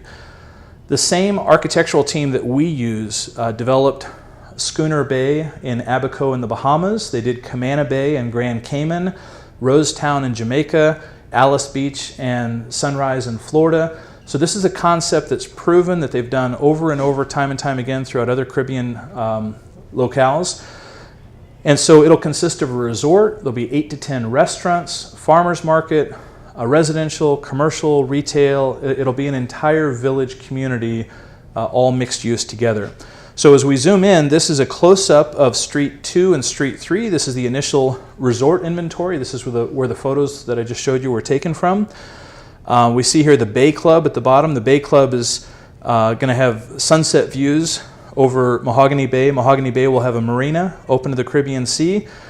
This is the initial rendering and floor plan. We actually just had our resort operator and our architectural team down last week, and they've subsequently revised this plan. They've expanded it tremendously, so the Bay Club is going to be larger. It's also going to have facilities for wedding and receptions. We have a lot of wedding parties in Ambergris Key and very few facilities that are designated to handle them. Our first retail operation is the Rum and Bean. The Rum and Bean is a gourmet coffee shop and rum bar, and it's pictured there on the left. Our sales center is there on the right. This is an artist rendering showing the British colonial architecture. Everything possible has been sourced in Belize. So local Belizean hardwoods, as much as possible, everything sourced within the country, and I'll show you actual photos to follow of the different product types. So what Dave has done is to put together a 3-lot syndication. Each lot is a different configuration. There are 3 different configurations available, and so his syndication takes advantage of the diversification of having one of each product type. So the first product type are the garden cottages. A garden cottage lot consists of 3 detached cottages on one legally subdivided parcel of land. Those 3 cottages are each about 400 square feet. We'll take a look at some interior photos here momentarily. But you have 3 garden cottages, and those are hotel rooms. They're individual cottages that are rented out as nightly rentals. 2 of our most popular resorts on island are Mata Chica and Victoria House. This particular unit type typically rents for $325 to $375 a night. Our projections are based on a much lower figure because, again, we're trying to underpromise and overdeliver. But within the market, consistently, this is one of the most popular hotel unit types in our market. This is what they look like with 3 of them on one lot in what we call a cottage court, where you have 3 cottages facing 3 cottages with an open space between them. This is the reality. There's 3 of them built. You see the mirror reflection in the canal in front of them. And then this is what they look like on the inside. So you see the beautiful Belizean hardwoods, about 6 different Belizean hardwoods used in construction. These have a 14-foot ceiling. All of the units are air conditioned with split AC units, but they're designed architecturally to maximize the trade winds. We have nice sea breezes off the Caribbean, and so they're designed to be able to open the louvered windows and not have to use the AC. You might have about 2 months of the year when you would want to use the AC, and the rest of the year you'd be perfectly comfortable just enjoying the sea breeze. But it's entirely up to the guests staying there. If they want to run the AC all the time, then they're welcome to do so. So these are a king-size bed, again, same garden cottage. More photos. It has a nice veranda to the front. Then we have a larger product type called the family cottage. The family cottage is a 3-bedroom, 2-bath. It's 1,200 square feet. And this particular lot configuration has 1 family cottage and then 2 what we call guest studios, which are effectively the garden cottage that I just showed you. So this gives us tremendous diversity. It allows us to rent anything from a hotel room to a 5-bedroom house. Somebody can rent the house by itself as either a 2 or a 3-bedroom house, or they can rent the house plus a cottage, and the cottage can serve as a satellite bedroom. So if you rent the house in 1 cottage, you have a 4-bedroom. If you rent the house in 2 cottages, you have a 5-bedroom. So it gives us a lot of flexibility from a rental standpoint. This has been an extremely popular lot configuration. This is what the family cottage looks like. The veranda, living room, vaulted ceilings, open to the dining area and kitchen, seating for 8. The 2nd bedroom is a king-size bed. There's a king-size master suite as well. You see the 2nd bedroom there just off the living room. And then our 3rd unit type is called the keeping suite. And the keeping suite, for lack of better description, is a 4-plex. This is what it looks like as a rendering with the buildings on a corner lot, but they're typically built side by side as you see photographed here. So the keeping suites is 4 individual units, like I said, a 4-plex, and each unit is essentially a 1-bedroom apartment or a 1-bedroom condo. So the lower unit has 2 full-size beds in the bedroom. It has a separate kitchenette, dining area, and study, and an outdoor living room. This is the outdoor living area here. This is another view of you see the kitchenette in the background opening up to the outdoor living room. So this is the downstairs. You've got your dining area and study there to the left. The upstairs has a king-size bed instead of 2 full-size beds, and instead of an outdoor living room, it has a glass-enclosed indoor-outdoor living room. So it's got a little different functionality because of being closed in with the glass louvers. So those are our different unit types or different configurations. We'll talk specifically about the numbers in just a moment. I've got a couple of slides I want to share with you here that are from a gentleman named John Bowens. I work very, very closely with John. He's with a company called Equity Trust, located in Ohio. And what John does is help to work with people using self-directed IRAs. So I mention this to you because this is an investment that is open to the use of retirement funds. You are able to use self-directed IRAs. You can roll over 401ks or existing IRAs to be self-directed. If you're not familiar, if you have questions about the process or how to do that, John is the National Education Specialist for Equity Trust. Now, Equity Trust, it's a $100 billion industry, the self-directed IRA industry, and Equity Trust manages 12 of the $100 billion. They are huge within their space. They have 130,000 clients in all 50 states, and last year they processed over 24,000 real estate transactions using self-directed IRAs. Because of the volume of work that I do with them, John is the personal liaison that I can put you in touch with. Ordinarily, with him being in charge of their national education program, he doesn't deal individually with clients, but they actually have a team assigned to work with me and those that I refer to them. So John would be the point of contact, and I'm going to go through these just to get to his contact information. This is just a slide from irs.gov. Sometimes if you talk to Fidelity or Vanguard or whoever your mutual fund or 401k or IRA custodian might be, they might tell you that you can't invest in real estate with your IRA. What they really mean is you can't invest with them in real estate with your IRA. In fact, what this quote says is that I can't even read, it's too small. It says, IRA trustees are permitted to impose additional restrictions on investments. For example, because of administrative burdens, many IRA trustees do not permit IRA owners to invest IRA funds in real estate. IRA law does not prohibit investing in real estate, but trustees are not required to offer real estate as an option. This is from the IRS government website. The reason that your custodian at Vanguard or Fidelity or any of the others are not going to allow you to invest in real estate is they don't earn any fees off of it.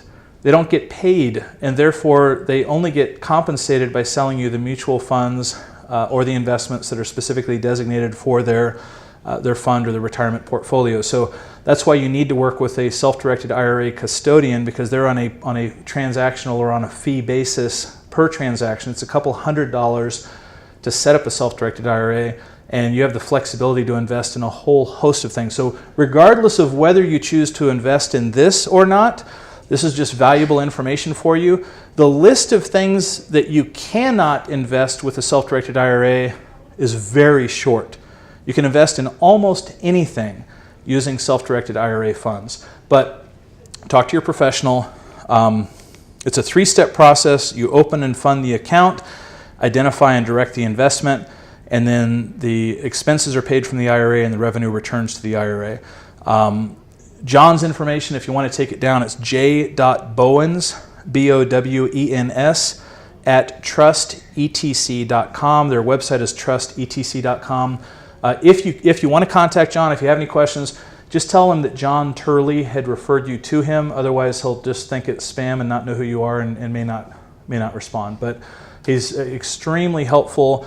If you simply have questions, and again, it doesn't have to have anything to do with Belize. He deals with transactions in all 50 states, and as I said, they're custodians for $12 billion of managed retirement funds. So the investment itself, I'm going to invite Dave up here to come up. I'm just going to mention that it's a 3-lot syndication. So there's 1 Keeping Suites lot, 1 family cottage lot, and 1 garden cottage lot. And where we stand today, as of the 3rd week of August 2014, is 2 of the 3 syndications are full. They're fully funded, they're completed, they're closed, they've been built. The 3rd and final lot is what is available and what we're talking about tonight. It's the last lot available at the first phase of pricing, meaning that there's built-in phased equity to be involved at the current phase. So I'll be very, very candid. I'm not telling you that there won't be additional investment opportunities in the future, because there will be. Dave does intend to do future syndications. But to be very clear about it, there won't be any that have the benefit of the current phase pricing that Dave locked in quite some time ago. So there's a significant reason to be involved in this 3rd and final lot within the initial syndication. Dave, do you want to come on up? Yeah, so of the 3-lot syndication that I put together, like John said, 2 of the lots are funded. There is 1 lot left that is not. So there is room for individual investors. Somebody wants to get into the deal. Minimum investment of $50,000.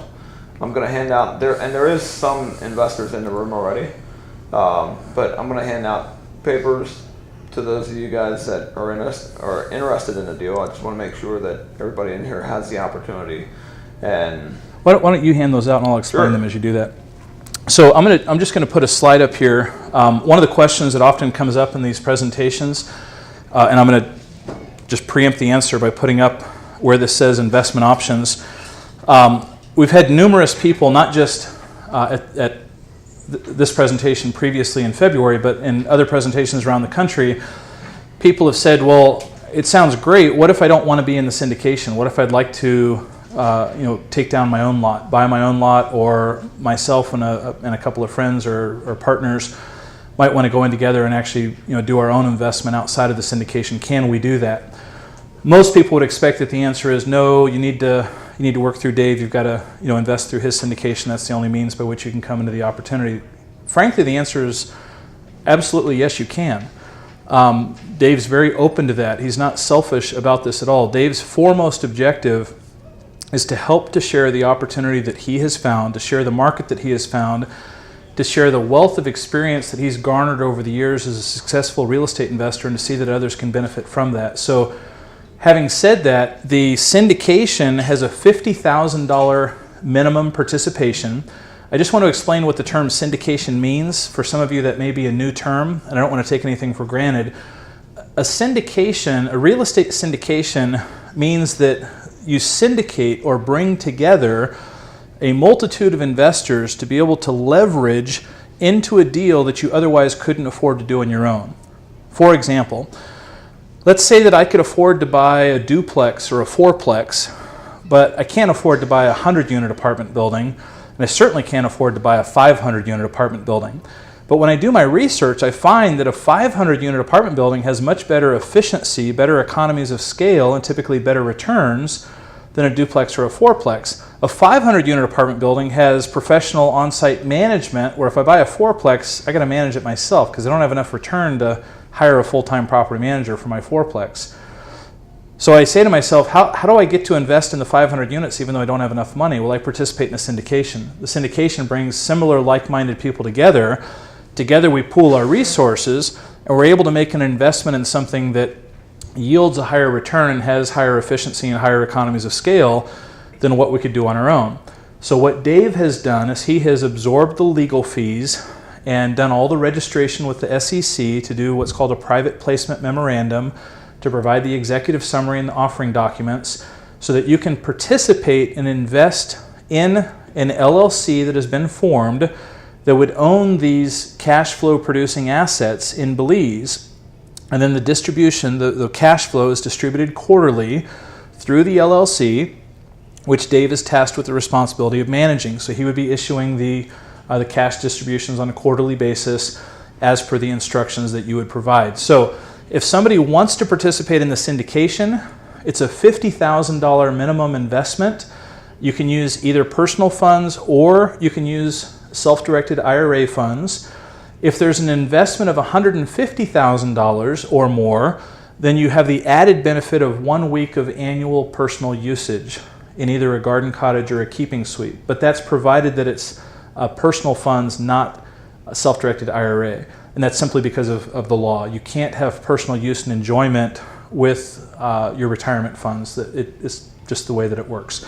But it's approximately, at stabilization, within the first year of rental operations, it's about a 10% conservatively projected return. Now it's important to understand that that's unleveraged. That's with no debt, with no bank financing.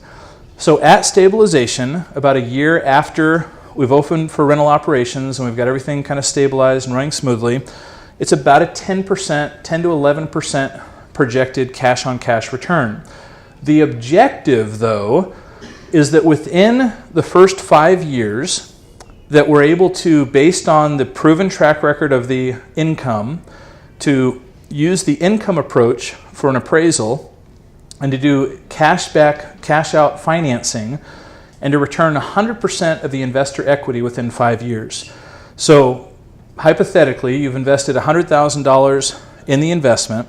the goal is that within 5 years, you would have the return of 100% of your capital. 100% of your $100,000 will be returned to you and to all of the other investors, but you would now continue to own the asset, and the asset would generate enough cash flow well above and beyond the debt service such that you have income in perpetuity indefinitely. Your return on investment effectively becomes infinite because you've returned all of your investor capital, and yet you still have the cash flow coming in. Now, having said that, we've spoken with several potential lenders in the United States and in other jurisdictions, all of whom have said they're extremely interested. The reason being, banks in Belize require 40% down payment, and banks in Belize are 10 to 10.5% interest. Now, even with those terms, the return goes up dramatically if we were to put financing on this with the Belize banks. However, if we simply wait 1 year after rental operations commence, we've got a number of lenders that we've already spoken with who've expressed a great deal of interest in doing, for example, a 70 or 75% loan-to-value ratio, 7 or 8% interest, which is much better than Belize, but also much better than they can get here in the U.S. And they've expressed to us that they can raise several $100 million to do takeout financing on those terms.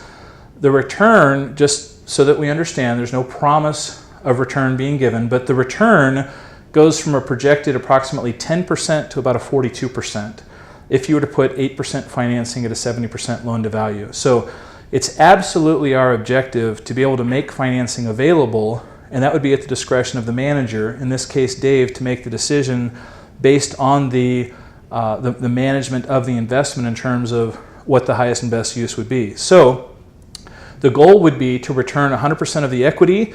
That would allow that equity to be made available to you to invest in another syndication or to do whatever you might choose to with it. You could simply put it in the bank or put it under your mattress or whatever it might be. But the point being that you would be able to have the access to that capital. There would therefore be no risk to that capital, but you would have the cash flow that's derived. So anytime you can achieve a desirable rate of return and have it be in an unleveraged position, you've achieved the perfect scenario, because you can't get any worse than unleveraged. Most deals are contingent upon having the right financing. Most deals, if you don't have the right interest rate or the right terms, it's the difference between positive and negative cash flow. To be in a market where we consistently, and I do this daily, and I have dozens of properties on which I have a proven track record in history, we can deliver a double-digit return with no leverage, no financing. There's no market in the United States that you can consistently do that. But in this market you can. And with the flights on American, United, Delta, Southwest, JetBlue, and Copa, the future looks pretty bright. And it certainly is a case of being in the right place at the right time. So what Dave is going to hand out, or did you already do that? Wow, that was stealth. I didn't even notice. Dave has just handed out a non-binding letter of commitment. And let me define non-binding. It's non-binding in both directions. So what this is you may have had some familiarity with Belize, you may have had no familiarity with Belize, but I'm going to venture to say that you probably know more about this market and this opportunity than anything in your 401k, your IRA, or any mutual funds that you've invested in during your life. Most of you probably have investments that you don't know nearly as much about as you now do about this market. So what you have in front of you is a letter of commitment. There's not enough room for everybody in the room to participate, and there are others outside of the room who are also looking as well. But the intent is to fill and fund this syndication, and then Dave is going to move on to the next syndication, but again, it won't be at the same price point. So this is for you to express, A, your interest in participating, subject to and conditional upon your review of the executive summary and the offering documents. Because quite frankly, you have to review those, and you don't necessarily have those yet. So the goal is, if you'll fill out the letter of commitment, if you think that you're interested, subject to your reviewing, you can review the documentation and say, hey Dave, thanks very much, but I've reviewed it, I've decided not to move forward. That's perfectly acceptable. But in order for Dave to set aside space for you, he respectfully requests that you please fill it out and turn it in this evening, and then he can follow up with you individually. If you turn in the letter of commitment, he'll then provide you with the executive summary and the offering documents. It's non-binding in the other direction, because you may express a willingness or desire to invest $100 or $150 or $200,000 in the syndication, and Dave may very well come back and say, I'd like to have you come in at a lesser amount so I can have more people be able to take advantage of it, but I would allow you to roll over into the next syndication with the remainder of the investment. So that's where I want to make clear it's non-binding in both directions, because Dave has the discretion of determining how much to place you in the syndication, and you have the opportunity to decide whether it's right for you or not based on... I was going to actually add slides up here. In fact, I have one right here. I know you can't see this from where you're sitting. This is a very, very detailed analysis that we put together to show the purple column that, I know, again, you can't see the numbers. The purple column shows what we consider to be realistic projections. The projections that are in the executive summary that you'll receive from Dave show a 72% annual occupancy. A 72% annual occupancy and an average daily rate of $210 a night. That's less than what the average was for all properties on the island last year. Now, we're building a 4 to 5 star property. The average property on island is a 2-star property. And we're showing that we're going to have the same room rate as a 2-star property. Does that mean we're going to have the same room rate? Absolutely not. It's a case of under promise and over deliver. There's not a single property on the island that is running at a 70% occupancy. But our projection is based on a 72% occupancy because, again, we'd rather under promise and over deliver. If we just go from a 72% to an 86% occupancy, we go from an 11% to a 14% return. Going in the other direction, we say to ourselves, what if we have a significant market downturn? What if we go through another mini recession? What would happen if we were at 50% occupancy? Now, I have to tell you, during the recession in 2009, we were in the 70s. The worst year, we were in the 70 percentile, which is where I have us projected conservatively. But what if we went to the 50s? At a 52% occupancy, it'd be a 7% cash-on-cash return. Are there some of you in the room who own investment property that doesn't yield a 7% cash-on-cash return? The truth is yes. I was just in Miami a couple weeks ago. It's a 2 or 3% cap rate in Miami right now. I did the calculation to see how badly this investment would have to perform to match the Miami market. We would have to do a 22% occupancy. In order for the #1 island in the world, the #1 tourist destination in the Caribbean, the #1 island in the world to retire to do a 22% occupancy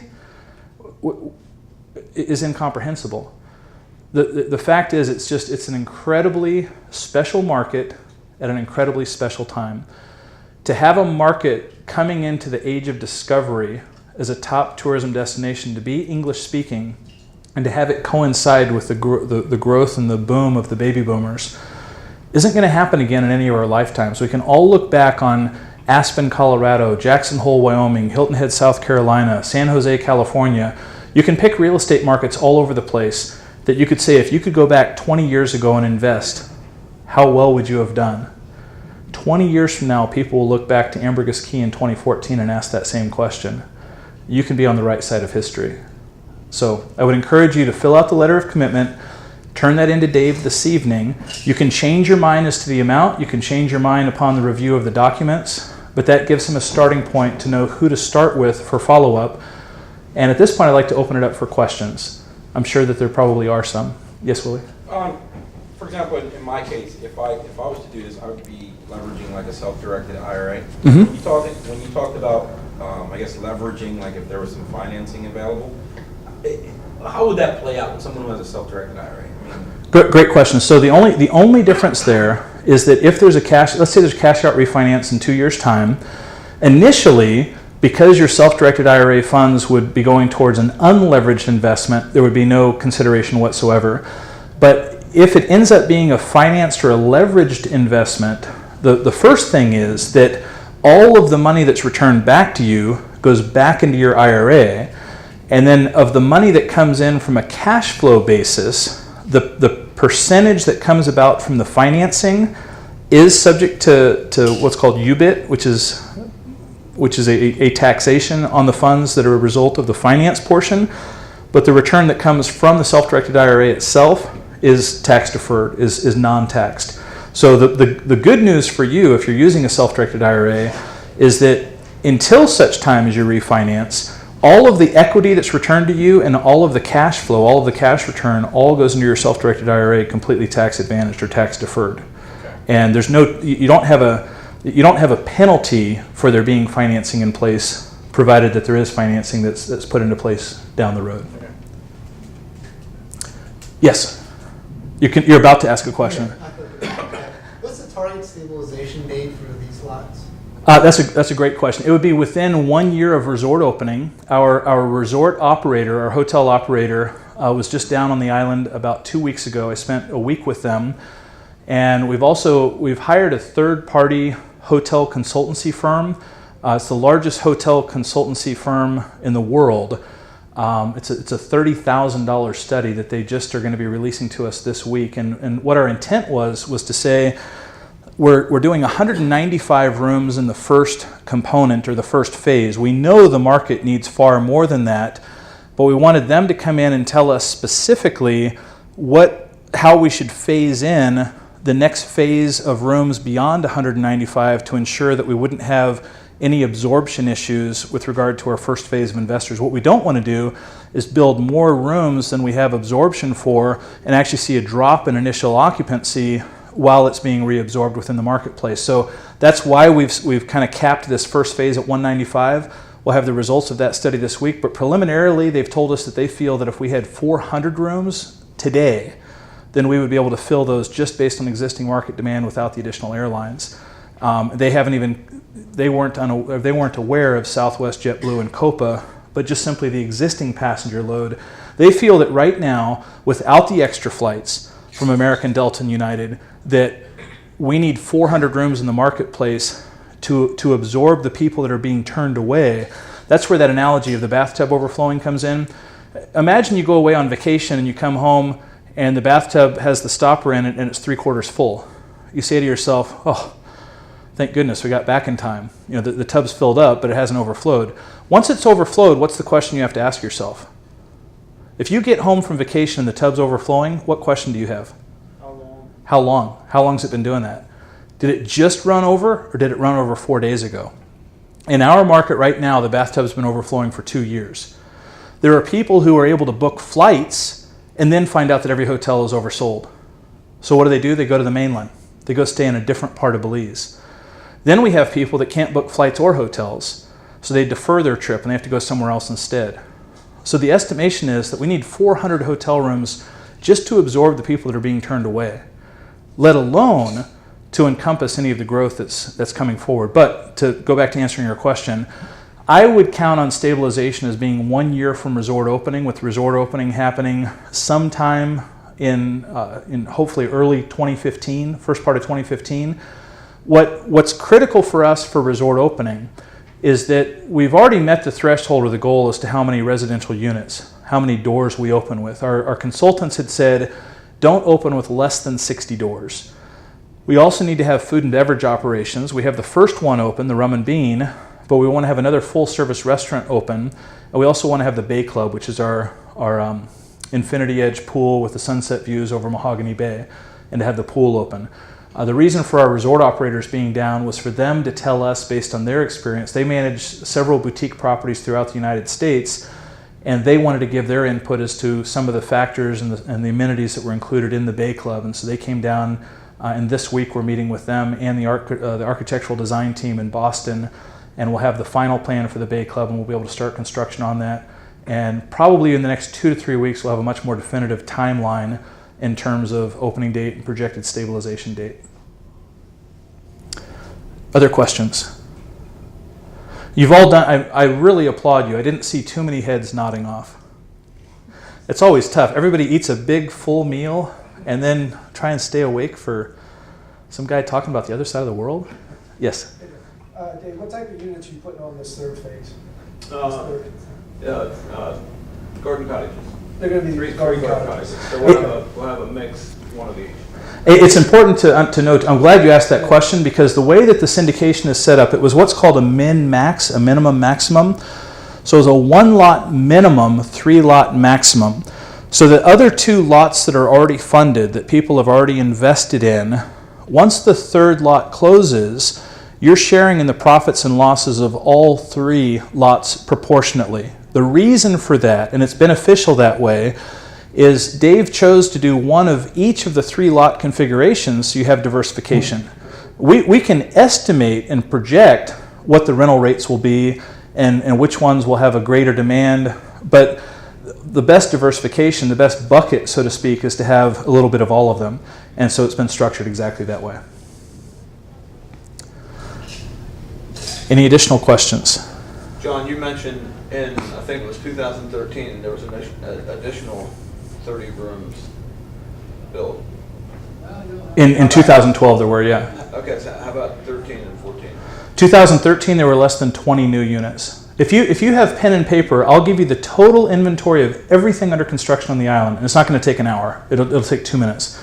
But if you have pen and paper, there's a condo development called Diamante, which is 20 condos. They are forecast to have the first 8 condos open in 2 years' time. And there's no timeline on the other 12. There's a project called The Residences at Barrier Reef. They're building 48 condos, 1, 2, and 3 bedroom condos. Their target opening date is December 2016, 2.5 years. Venecia del Caribe, 86 condos, the first of which are scheduled to open in 3 years. And it'll be 3 to 5 years for all 86 condos to be built out. And Grand Bayman, 16 condos, 2.5 years. They're just breaking ground now, 2.5 years till completion. And that's everything that's under construction on the island, other than Mahogany Bay Village. There are no other hotel rooms under construction. There's no other hotel project on the drawing board. If we wanted, or you wanted, to go and buy a piece of land and build a hotel starting tomorrow, based on what you've learned here in the room tonight, if you could find the land and close on it, you would then do what's called an environmental impact assessment that you would submit to the Department of Environment along with your building and development plans. They would come back and tell you exactly what's approved and what's not, what you have to change. They'll then provide you with what's called an ECP, an environmental compliance plan. And from the time you first start the process until you start building is going to be about 3 years. So if somebody decided to build a hotel today, based on the information I shared with you, we have a 3-year head start before they would begin construction. And if they're not using the production building methodology that we've employed, that we've brought from the US and we've trained the local Belizean people how to use, then it's going to be another 3 years of construction time, as you see with these other projects. It's incomprehensible that we not only have this big of a jump on the competition, but that we have so little other competition. Every one of those other projects that I mentioned to you fits the profile exactly. They are developers who are building condos. They own the land and nothing more. And they're building the condos based on other people's money. And they also are building condos because, quite frankly, there are a lot of people coming in the market looking for a second home, a retirement home, a place to spend part of the year, half the year, or all of the year. What's going completely unfulfilled is the hotel inventory. Now, the most important question nobody has asked yet. Would you like me to tell you what it is? The question, I'm going to challenge that somebody may have already thought of this, but they just haven't articulated it. We've talked about the airlines. We haven't talked too much about hotels other than to say that nobody's building them. The airlines, would you say the airlines are bullish or bearish? They're pretty bullish, right? I mean, they're adding flights left and right. And there's new airlines coming in and they're bringing in new hub, points of origin. In the country of Belize, there is one Radisson Hotel, one Best Western Hotel, and those are both in Belize City. On Ambergris Key, the #1 island in the world, there is not a single brand or flagged hotel. There's no Holiday Inn, there's no Marriott, there's no Sheraton, there's no Doubletree, there's no Hilton, there's no Hyatt, there's no Ritz-Carlton, there's no Four Seasons, there's no Super 8, there's no Motel 6. Not a single branded or flagged hotel. Does that raise any red flags with anybody? It should. When are they coming? It absolutely should. I mean, and you may not have known that to ask, but now that you know that, the single most important question that you need to have answered before you go home tonight is, why would the hotels not be there? If the airlines are, why are the airlines and the hotels in total opposition to one another? And I'll tell you exactly the reason. This is the most valuable information of the entire evening. So, I got to take a sip of water. Sorry.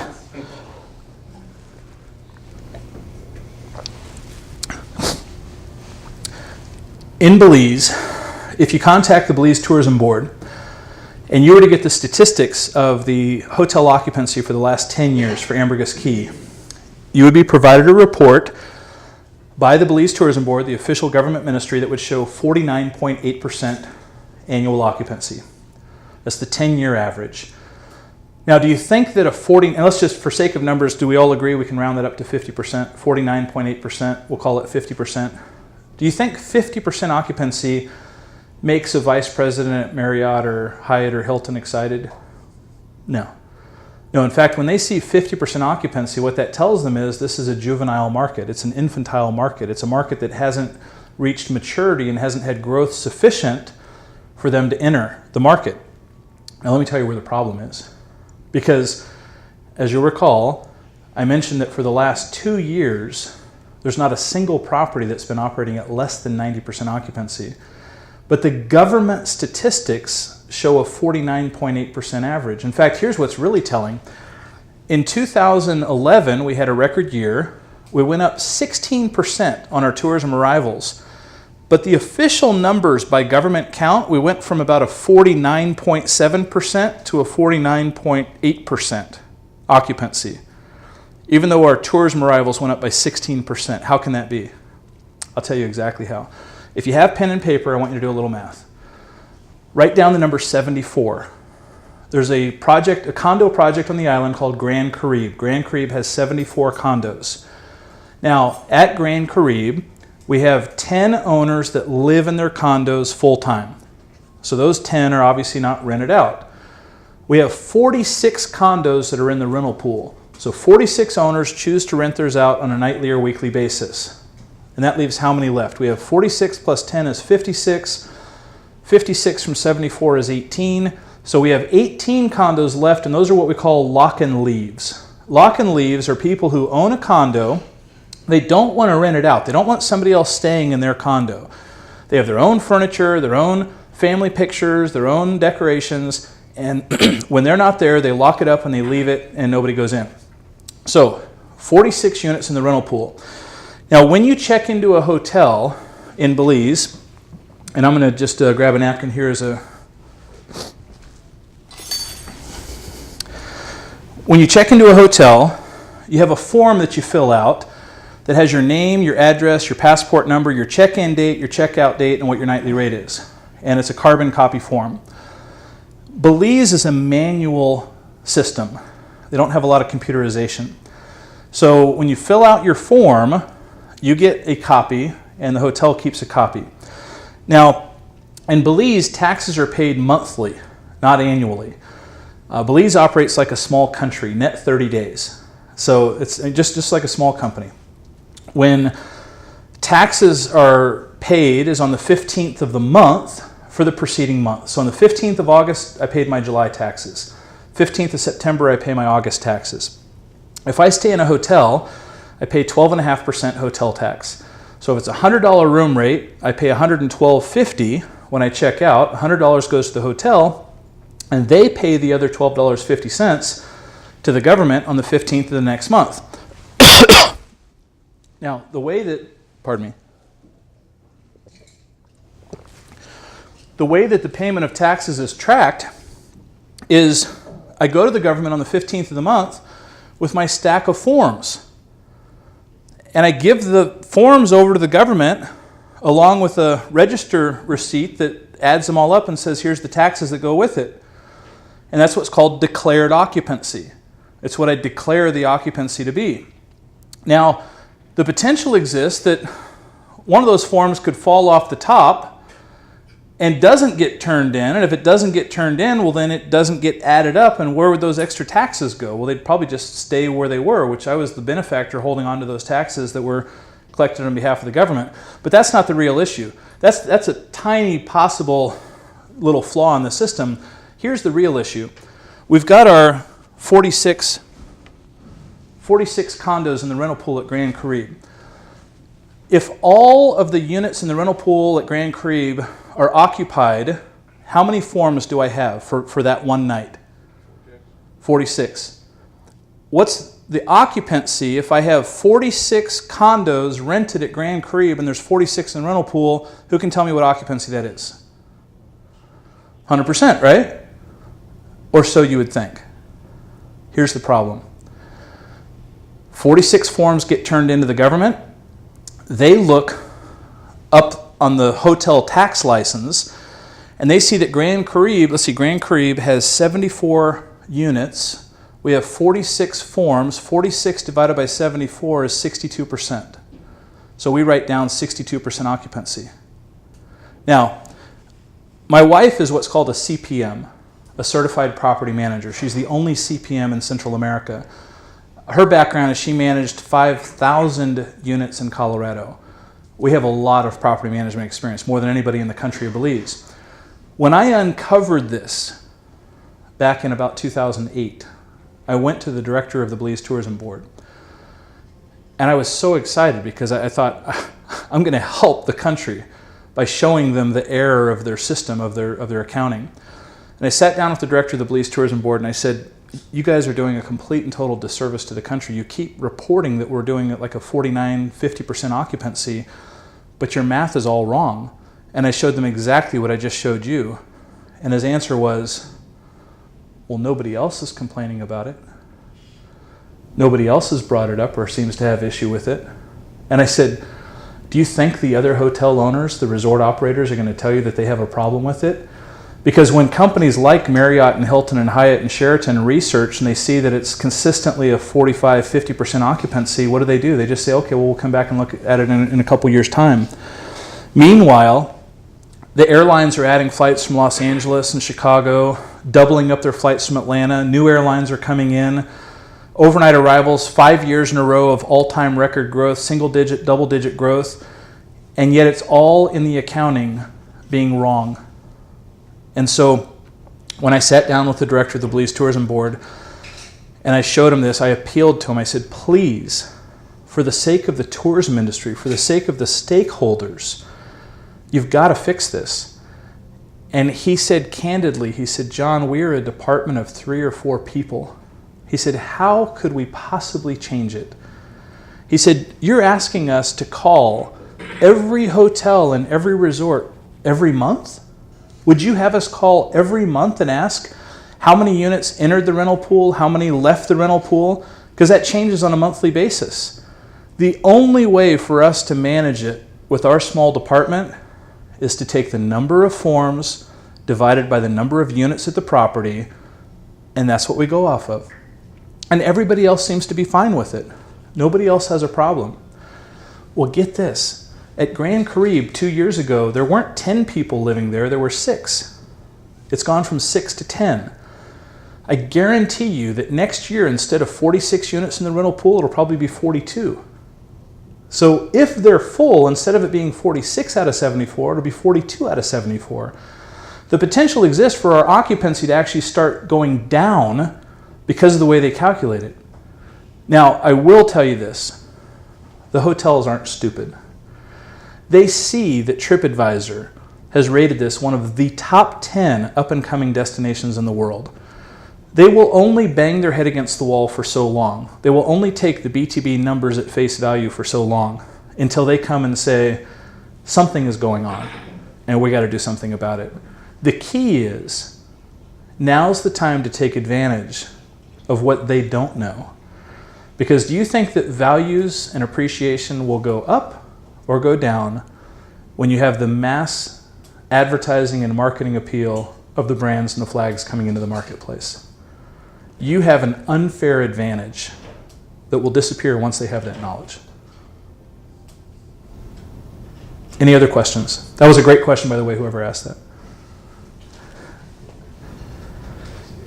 Okay. Well, guys, I thank you so... Oh, go ahead, Dave. One more. So, what about the Sheratons and the Hiltons and all them? Can they even function or operate profitably without being able to go 50 stories high? Well, it means that they have to be a boutique property with very, very high rates. I mean, there are properties. I mean, if you go to Key West, for example, the Westin has a beautiful property in Key West that is all 2-story construction. In fact, Key West also has limitations on height. And what you find is that the branded properties in Key West that are limited to 2- and 3-story construction are $800,000, $1,200 a night properties. They have to be, because to not have the 10, 20, 30-story buildings, they operate at the boutique level, and it's a much, much higher room rate. So I think that I think we will see some of those properties starting to come into the marketplace, but if anything, they're going to drive values even higher and the exclusivity even higher. Well, thank you so very much. I'm passionate about Belize. I love it. I live it every day, and it's a pleasure for me to get to share it with others, and it's also a pleasure to get to invite you to participate through Dave in what is really an exceptional opportunity. I'm a big proponent in putting a person putting their money where their mouth is. In the interest of full disclosure, I'm the broker on the project, but more significantly, I'm an investor with my own lots that I've purchased myself. So when I stand before you like this, I see more deal flow. I see more opportunities go across my desk than any other person in the country of Belize. And this is where I personally choose to invest. And I don't say that lightly. I don't say it to impress you. I only say it to share with you that take advantage of the fact that I have that knowledge, and I'm investing alongside you and Dave and anyone else involved in the syndication. So thank you for your hospitality and inviting me here, and what a great meal.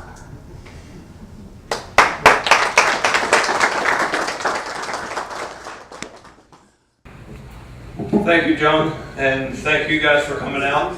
I hope you enjoyed it. And for those of you, there may be a few, but for those of you who would like to be on the email list, just write your email on the forms. Every month there's a video, it's like a progress video that gets filmed at Mahogany Bay Village, and it shows the progress of what happened in that 30-day span. So if you'd like to get the emails, jot your email down on the form, and I'll make sure you get on that list. So thanks for coming out.